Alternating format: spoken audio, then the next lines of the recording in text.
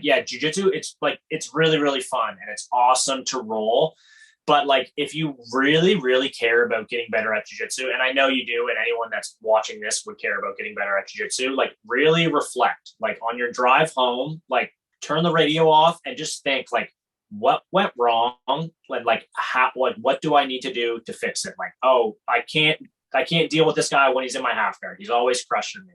I am always like giving up the knee cup pass. Like you have to like go, like take something away from it, reflect on it, and then work on that. And then you really can like get better really, really quickly, right? We were talking about that compounding effect. Like there's so much amazing, incredible information with jiu-jitsu available now online. You can watch Gordon Ryan and John Danaher and all these guys.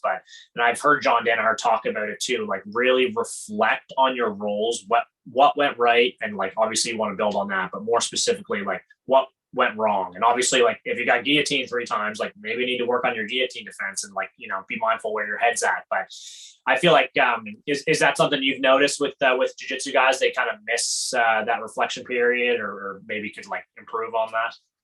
They put way too much pressure on themselves. Yeah. I agree with that too. Yeah. That's it.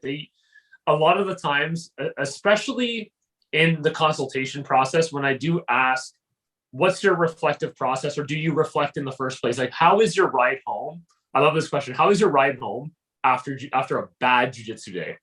A day you got smashed. Or if you haven't had that, think of a day where nothing clicks.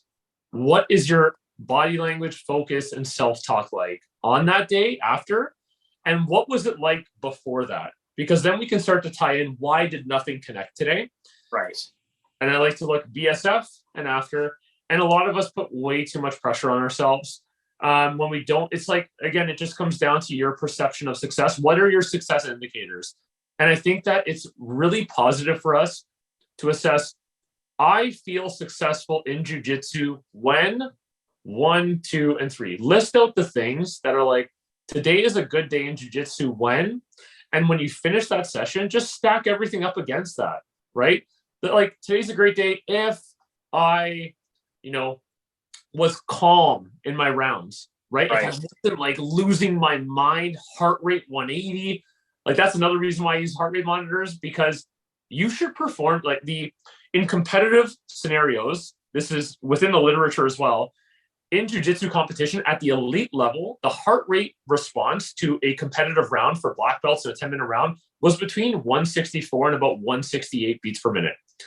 Now, there's age predicted max heart rates and percentages, etc. But really what that just means is that you don't want to go nuts. That heart rate is not like, gritty, tense. So think of like your success as like, I went in calmer today. My heart rate was lower. I'm better when I'm able to think clearly and think fast. So yeah, we just put a lot of pressure on ourselves. And I think that if we spend 5 minutes to think about the gains, the fact that you got to do jiu-jitsu today, even if you got smashed, what did you learn? If you, like you mentioned, if guillotines, I got caught in 3 guillotines, like if that happened, cool. What can you do better? What are some questions you can ask your coach the next time? Maybe you need a private lesson to go over it for an hour. Yeah. Like, look at all the gains that come from the adversity that you experience through those quote unquote bad sessions. They're never bad. That's how you learn, right? Yeah.